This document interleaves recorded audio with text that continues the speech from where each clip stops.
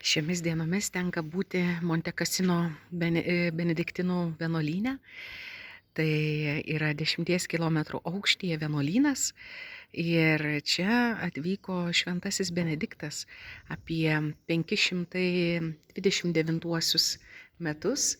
Ir Kasinas tuo metu iš tikrųjų tapo pagonišku kraštu, būtent šios vietovės, kurias jūs matote. Ir ant šio kalno buvo pagoniškos šventovės. Ir šventasis Benediktas tuomet viską išgriovė, kai kuriuos mūrus panaudojo vienuolyno sienoms ir pradėjo čia kurti maldos vietą. Ir aplink jį pradėjo burtis nauji broliai. Ir taip čia kūrėsi naujasis ordinas. Štai ten priekyje viršuje yra bažnyčia. Tai išties, ką aiškiai supratau, kad išties, kada esi vedamas Dievo dvasios, jinai gali padaryti didelius dalykus.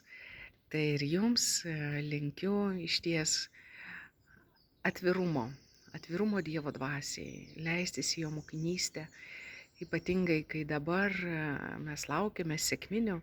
Ir būtent šis įvykis, kuomet bažnyčia skaito savo gimtadienį sekminėmis. Ir būtent po šventosios dvasios atsiuntimo mokiniai išdrįsta būti tikraisiais liudytojais.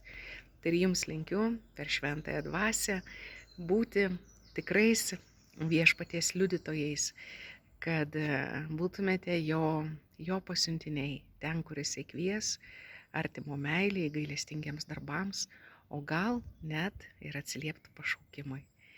Tai visiems jums palaimintos dienos ir tie viešpats jūs nustebina.